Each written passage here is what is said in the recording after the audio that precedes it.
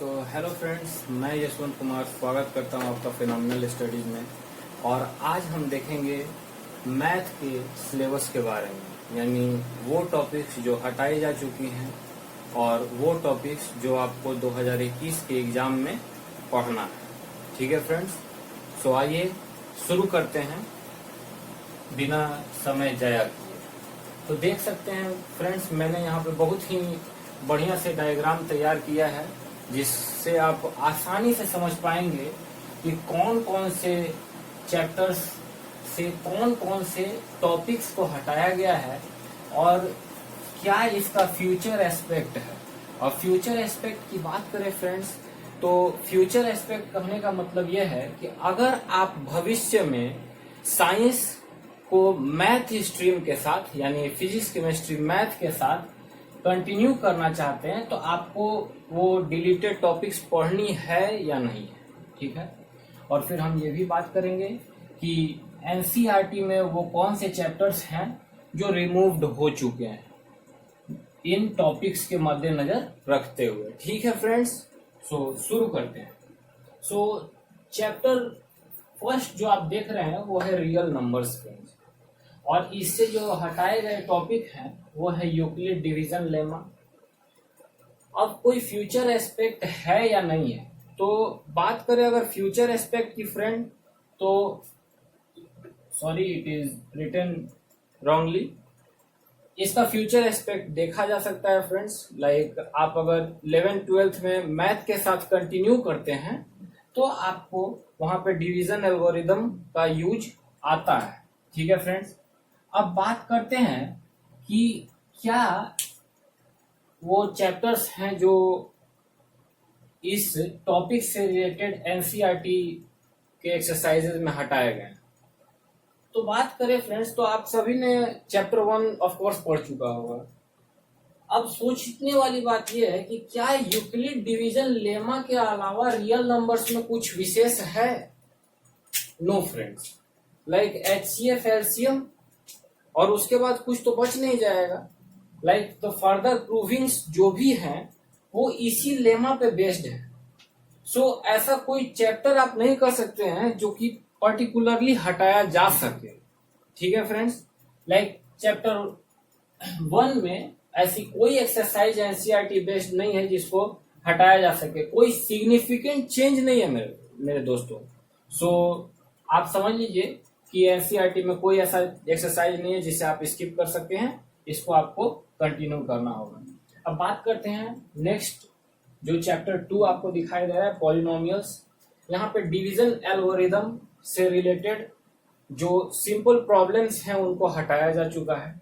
यानी आप देख सकते हैं कि ये जो सिग्निफिकेंट चेंज तो हुआ है, लाइक फ्यूचर एस्पेक्ट इसका भी नहीं है। इसका फ्यूचर एस्पेक्ट आप कह सकते हैं कि नहीं है, बिकॉज आप अगर यूक्लिड डिवीजन लेमा पे गौर करें तो डिवीजन एल्गोरिदम भी आपको मिल जाता है वहां पे। सो अगर आप देखें कि ये जरूरी है तो ये भी जरूरी है, और अगर ये आप पढ़ लेते हैं तो इसको स्किप भी किया जा सकता है। इसलिए इस पॉइंट को मैंने ब्लैंक छोड़ दिया है। और जो इस चैप्टर में जो एक्सरसाइज आपको हटाया गया है वो है चैप्टर 2.3 एनसीईआरटी से। एनसीईआरटी से हमेशा ध्यान रखिएगा फ्रेंड्स, एनसीईआरटी से मैंने RS अग्रवाल की बात नहीं की है, मैंने RD शर्मा की बात नहीं की है। ये जो CBSE द्वारा प्रेस्क्राइब्ड बुक हैं एनसीईआरटी एंड एनसीईआरटी एग्जाम्पलर्स, उनकी बात मैं कर रहा हूँ। यही दोनों बुक CBSE प्रेस्क्राइब करती है हमें class 10 as well as class 9 के लिए। तो बात करते हैं, तो चैप्टर 2 में 2.3 एक्सरसाइज और उससे रिलेटेड क्वेश्चन जो फर्दर एक्सरसाइज या मिसलेनियस एक्सरसाइज में आपको मिलेंगे वो आपको नहीं बनाना। बात करते हैं next, pair of linear equations in 2 variable की फ्रेंड्स। तो क्रॉस मल्टीप्लिकेशन मेथड हटाया जा चुका है और इससे रिलेटेड जो चैप्टर है वो 3.5 है। ये सिग्निफिकेंट चेंज है या नहीं है? तो नो फ्रेंड्स, कोई सिग्निफिकेंट इसमें भी चेंज नहीं हुआ है। लाइक इसका फ्यूचर एस्पेक्ट है, तो हाँ फ्रेंड्स, इसका भी फ्यूचर एस्पेक्ट है। अब क्यों मैं बोल रहा हूं कि फ्यूचर एस्पेक्ट है, बिकॉज ऐसा तो हो जरूर सकता है कि क्रॉस मल्टीप्लिकेशन के सवाल आपको सब्स्टिट्यूशन या एलिमिनेशन मेथड से सॉल्व करने के लिए आ जाए तो उस वक्त आपको समस्या ना आए, आपको कोई प्रॉब्लम ना आए, इसलिए जरूरी है, मेरी राय यही रहेगा कि आप इन चैप्टर से यानी ये जो डिलीटेड टॉपिक क्रॉस मल्टीप्लिकेशन का है उसके भी सवालों को substitution as well as elimination method से ट्राई कीजिए, क्योंकि अगर आप ऐसा नहीं करते हैं तो एग्जामिनेशन में अगर इस टॉपिक से रिलेटेड क्वेश्चन उठाकर दे दिया जाएगा तो उस समय आपको लगेगा कि काश मैं इन टॉपिक्स को पढ़ा होता। ठीक है, सो ये बात ध्यान रखिएगा। अब बात करते हैं क्वाड्रेटिक इक्वेशन की। तो सिचुएशनल बेस्ड वर्ड प्रॉब्लम्स को हटाया जा चुका है, यानी एज इट इज है, कोई सिग्निफिकेंट चेंज नहीं है। तो इससे क्या फ्यूचर एस्पेक्ट पे आपके प्रभाव पड़ेगा? तो कोई प्रभाव नहीं पड़ेगा। Like you are capable of doing the quadratic equation solve करने का आप में अगर गुण है, फॉर्म उनका अगर गुण है, तो वर्ड प्रॉब्लम्स नहीं भी बनाएंगे तो आप लैंग्वेज का अगर अच्छा समझ रखते हैं तो वर्ड प्रॉब्लम भी बनाना आप आगे के क्लासेज में सीख जाएंगे। सो यहाँ पे आप नो लिख सकते हैं और सारा का सारा चैप्टर एज इट इज चलेगा, इसमें कोई चैप्टर डिलीट करने की जरूरत नहीं है। लाइक आपको सारे क्वेश्चंस बनाने हैं क्वाड्रेटिक इक्वेशन के, लेकिन जो वर्ड प्रॉब्लम्स होंगे उनको छोड़ देना है। ठीक है फ्रेंड्स, अब इसमें ध्यान रखने वाली बात यह है, लाइक डिस्क्रिमिनेंट मेथड जो श्रीधर आचार्य मेथड भी है, उससे रिलेटेड जो के फॉर्मूला जाते हैं, लाइक आपको के का वैल्यू फाइंड आउट करना रहता है, उससे आप स्टेटमेंट में काउंट नहीं करेंगे। ठीक है, स्टेटमेंट का मतलब हो गया कि लाइक 3 लाइन्स और 4 लाइन्स के जो बड़े बड़े क्वेश्चंस आते हैं वर्ड प्रॉब्लम में, जिसको आपको पढ़ करके एक इक्वेशन फॉर्म करना होता है और आफ्टर दैट आप उसको सॉल्व करते हैं, वो सवाल नहीं पूछे जाएंगे 2021 में। ठीक है फ्रेंड्स, तो फ्रेंड्स बात करते हैं अब एपी। तो एपी जो हमने लिखा है इसका मतलब है अर्थमेटिक प्रोग्रेशन। आप सभी जानते होंगे, it is the code word of arithmetic progression. अब हम यहाँ पे देखेंगे कि कौन कौन से टॉपिक हटाए गए हैं। सो कोई सिग्निफिकेंट चेंज वैसा नहीं हुआ है फ्रेंड्स। लाइक एसएन, जो सम ऑफ एन टर्म्स के वर्ड प्रॉब्लम्स हैं ओवर डेली लाइफ, उनको हटाया जा चुका है 2021 के एग्जाम्स में। और बाकी सारे के सारे chapters like finding the nth term और sum of the n terms as it is रहेगा, लेकिन जो हटा है वो केवल और केवल वर्ड प्रॉब्लम है। So I can't mention it in the NCERT exercises. Like जो वर्ड प्रॉब्लम के सवाल होंगे उन्हें आप छोड़ सकते हैं और इससे कोई ज्यादा प्रभाव आपके फ्यूचर एस्पेक्ट पे भी नहीं पड़ेगा। लाइक भविष्य में अगर वैसे सवाल आते हैं तो टीचर्स, जैसा कि मैंने पहले भी आपको बताया क्वाड्रेटिक इक्वेशन में, कि आपके उतने समझ डेवलप कर दी जाएगी या फिर you are that capable enough कि आप वर्ड्स को समझ के, लैंग्वेज को समझ के क्वाड्रेटिक इक्वेशन या फिर अर्थमेटिक प्रोग्रेशन के इक्वेशंस को फॉर्म कर सकें। ठीक है फ्रेंड्स, तो बात करते हैं नेक्स्ट टॉपिक की, कोऑर्डिनेट ज्योमेट्री की। तो कोऑर्डिनेट ज्योमेट्री में फ्रेंड्स एरिया ऑफ ट्रायंगल का जो फॉर्मूला है वो हटाया जा चुका है। ठीक है फ्रेंड्स, सो मेरी राय माने तो कोई वैसा चेंज नहीं आया है। ठीक है, और इससे कोई फ्यूचर पे प्रभाव पड़ेगा या नहीं पड़ेगा, लाइक आपको ये पढ़ना चाहिए या नहीं पढ़ना चाहिए। तो मैं आपको एक बात बता देता हूँ कि एरिया ऑफ ट्रायंगल के फॉर्मूलाज बहुत सारे होते हैं। ठीक है, लाइक अगर यहाँ पे भी बात करें तो आप डिस्टेंस मेथड से half into base into height करके भी ट्रायंगल का एरिया निकाल सकते हैं। लाइक बेस का आपको डिस्टेंस निकालना होगा और हाइट का डिस्टेंस निकाल के 1/2 से आप मल्टीप्लाई करके भी एरिया ऑफ ट्रायंगल को फाइंड कर सकते हैं। तो क्या इसके हटाए जाने से कोई खासा प्रभाव पड़ेगा?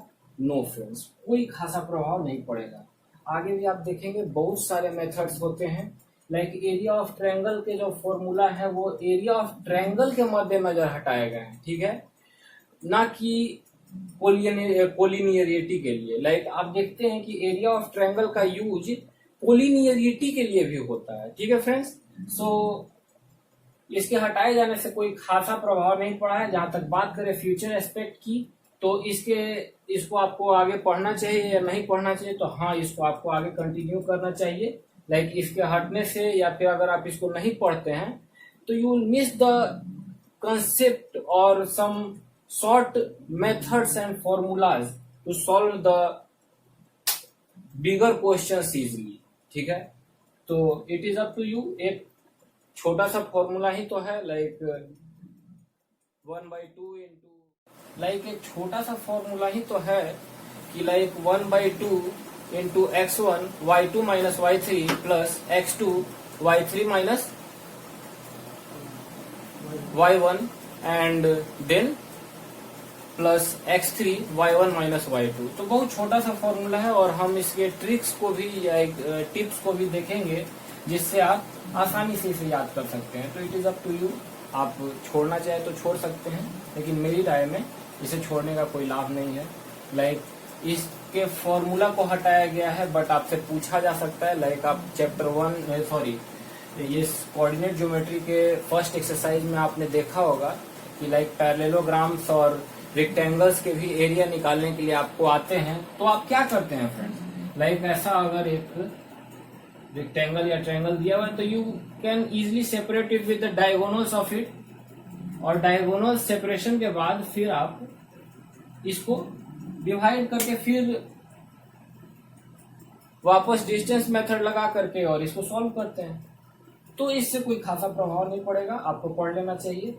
अगर यूज हुआ तो हुआ, नहीं तो अगर ट्रायंगल भी आएगा तो आप बेस इंटू हाइट से बना सकते हैं। ठीक है, आपको ये फॉर्मूला छोड़ने या रखने से कोई विशेष लोड कमेगा नहीं। ठीक है फ्रेंड्स, बात करते हैं ट्रायंगल की। तो ट्रायंगल से 2 प्रूफ्स को हटाया जा चुका है फ्रेंड्स, बट इससे रिलेटेड क्वेश्चन आ ही जाएंगे। तो like it is just kind of joke. आप बिना मान लीजिए कि like the ratios of the two similar triangles the ratios of the areas of 2 similar triangles is equal to the square of the similar triangles or the ratio of the squares of the similar triangles। तो क्या लगता है friends कि इस पे based जो exercise में questions हैं वो आप बिना इसके मदद से बना पाइएगा? No friends.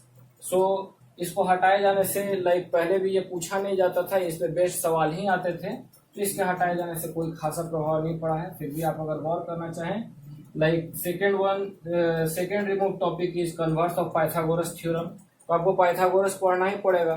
तो उसके कन्वर्स हटाए जाने से कोई खासा प्रभाव यहाँ भी नहीं पड़ेगा। ठीक है, तो जो एक्सरसाइज है जिसको आप स्किप कर सकते हैं इस इन टॉपिक्स के रिलेटेड, तो वो है 6.4, 6.9 and sum of 6.5 in NCERT exercises। So let's continue with circle। तो सर्किल की अगर बात करें तो इसमें कोई डिलीशन नहीं हुआ है, इसको एज इट इज रखा गया है। ठीक है फ्रेंड्स, इसको एज इट इज रखा गया है। ठीक है फ्रेंड्स, तो अब बात करते हैं तो कंस्ट्रक्शन में हमें क्या पढ़ना है और क्या छोड़ना है।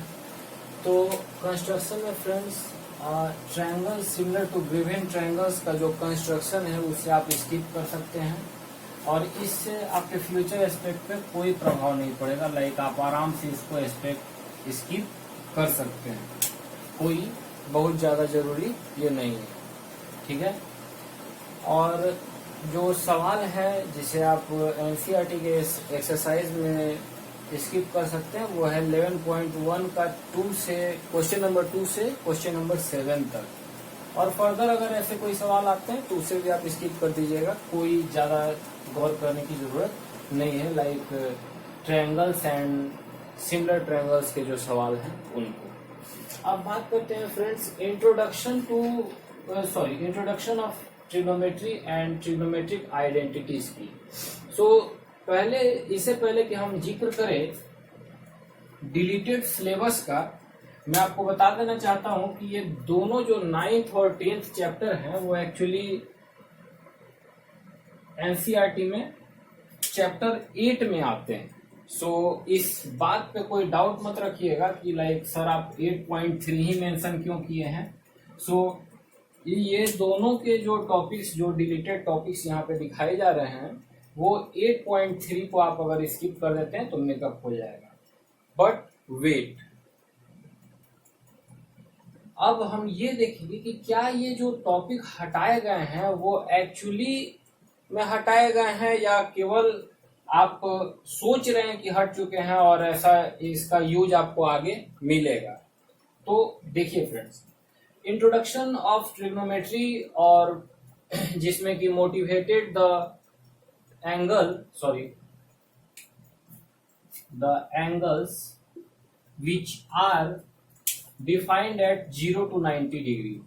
और फिर सेकेंड आता है ट्रिग्नोमेट्रिक आइडेंटिटीज में trigonometric ratios of complementary angles. Like complementary के बारे में आप सभी भी जानते होंगे, लाइक 0 to 90 डिग्री होता है, ठीक है। तो अब बिफोर डिस्कसिंग इट हम बात कर लेते हैं हाइट एंड डिस्टेंस की, ठीक है फ्रेंड्स। तो क्या हाइट एंड डिस्टेंस से कोई टॉपिक हटा है? तो नो फ्रेंड्स, कोई डिलीशन नहीं हुआ है। ये एज इट इज टॉपिक और एज इट इज सारे के सारे जो इसके सवाल हैं इस चैप्टर के, वो आपको पूछे जाएंगे एग्जाम में। अब बात करते हैं फ्रेंड मेन पॉइंट, ठीक है। तो जो गौर करने वाली बात है वो ये है कि क्या हाइट एंड डिस्टेंस में बिना 0 to 90 डिग्री एंगल्स के अप्रोच के आप सॉल्व कर पाएंगे? No friends, the answer is कि बिना 0 to 90 डिग्री एंगल्स अप्रोच के आप कोई भी हाइट एंड डिस्टेंस का सवाल नहीं अप्रोच कर पाएंगे। लाइक कोई भी, ये आप देखते हैं राइट एंगल ट्रायंगल, आप में से बहुत सारे दोस्त होंगे जो ट्रिग्नोमेट्री के बारे में पढ़ भी चुके होंगे। तो लाइक आप देखते हैं यहाँ पर थीटा होता है, तो थीटा का वैल्यू 30, 45, 60 या 90 होता है, ठीक है फ्रेंड्स। तो क्या इस 30, 45, 60 और 90 का वैल्यू 0 से 90 डिग्री के बीच में नहीं है? बिल्कुल है। सो इसलिए ये जो डिलीशन आप ऊपर देख रहे थे उससे आपको कोई खासा लाभ नहीं होगा, बिकॉज हाइट एंड डिस्टेंस के कंसेप्ट को समझने के लिए आपको इन टॉपिक्स की जानकारी होना बहुत ज्यादा जरूरी है। सो कोई टॉपिक ज्यादा, ये कोई टॉपिक ऐसे नहीं है जो डिलीट हुए हैं और या उनके डिलीशन से आपको ज्यादा लाभ हुआ है, केवल अगर कंस्ट्रक्शन को हम छोड़ दें तो, ठीक है फ्रेंड्स। तो आप इस बात पे ध्यान देंगे और आगे गौर करते हैं। तो friends, area related to circle, so इससे जो टॉपिक हटाए गए हैं वो है problem based on central angle of 120 degree. So friends, मेरा मानना है कि लाइक 30, 45 एंड 90 बनाने के बाद आप 120 बनाए या नहीं बनाए कोई ज़्यादा इफेक्ट नहीं पड़ता है। सो इट्स ओके कि भाई 120 हट गया है, बट इससे कोई खासा प्रभाव आपको नहीं पड़ेगा और फ्यूचर एस्पेक्ट पे भी हम नो कर सकते हैं। लाइक इसके हटने या रहने से कोई ज़्यादा प्रभाव नहीं पड़ता है, ठीक है। बात करें अगर एनसीईआरटी रिमूव्ड एक्सरसाइजेस की, तो कोई एक्सरसाइज हटाने की जरूरत नहीं है फ्रेंड्स। लाइक 30, 45 और 60 डिग्री के लिए अगर आप सेंट्रल एंगल फाइंड आउट करने या फिर प्रॉब्लम्स को बनाते हैं और सेंट्रल एंगल फाइंड आउट कर लेते हैं या फिर उसके वैल्यूज को फाइंड आउट कर लेते हैं, तो 120 is like quite easy for you, ठीक है फ्रेंड्स। अब बात करते हैं सरफेस एरिया वॉल्यूम में क्या हटाया गया। तो फर्स्ट टर्म ऑफ कोन के जो के जो टॉपिक हैं उनको हटाया जा चुका है और इससे भी कोई खासा प्रभाव नहीं पड़ता है फ्रेंड्स। लाइक फर्स्ट टर्म एक ऐसा टॉपिक था जो अल्टरनेटिवली पूछा जाता है, लाइक एक बार पूछा जाएगा और एक बार नहीं पूछा जाएगा, और इसके प्रूफिंग्स या अदर रिलेटेड टॉपिक्स की बात करें या फिर अदर एप्लीकेशंस की बात करें तो भी ज़्यादा यूजफुल ये नहीं है। Like it's a kind of bucket, और बकेट का वॉल्यूम और एरिया आपको निकालना रहता था, तो इससे कोई बहुत ज़्यादा प्रभाव आपको नहीं पड़ेगा। और जहाँ तक रिमूवेबल एक्सरसाइजेज और ये क्वेश्चंस की बात है, तो इससे भी जो अगर फर्स्ट टर्म के क्वेश्चन रहेंगे उन्हें आप छोड़ सकते हैं और बाकी सवाल आपको बनाने हैं। बात करें स्टैटिस्टिक्स की, तो 2 टॉपिक हटाए जा चुके हैं और इससे रिलेटेड जो चैप्टर है 14.4 वो भी आप स्किप कर सकते हैं। वो 2 टॉपिक्स क्या हैं? तो पहला है step deviation method of finding the mean and cumulative frequency graph. ठीक है फ्रेंड्स, और इससे भी फ्यूचर एस्पेक्ट पे आपके कोई खासा प्रभाव नहीं पड़ेगा। ठीक है, यानी आप इसको स्किप करिए तो भी और पढ़ लीजिए तो भी कोई विशेष प्रभाव नहीं पड़ता है। लाइक फर्दर इन मैथमेटिक्स आप ज़्यादा इसका एप्लीकेशन नहीं देखते हैं। ठीक है फ्रेंड, अब बात करते हैं last and final chapter of yours, probability. तो इसमें कोई डिलीशन नहीं हुआ है फ्रेंड्स, ये एज इट इज आपके एग्जाम में पूछा जाएगा। ठीक है, 2021 में पूछा जाएगा, पूरा का पूरा चैप्टर पूछा जाएगा। तो आप देख सकते हैं फ्रेंड्स, ये था टोटल मैथ का सिलेबस आज हमने देखा, और अब हम बारी बारी से आने वाले वीडियोज में ये जानेंगे कि कैसे इन सारे चैप्टर्स से सवालों को सॉल्व किया जाता है और कितनी आसानी से हम उन सवालों को सॉल्व करेंगे, ताकि आप 2021 के परीक्षा में सफलता प्राप्त कर सकें। धन्यवाद फ्रेंड्स।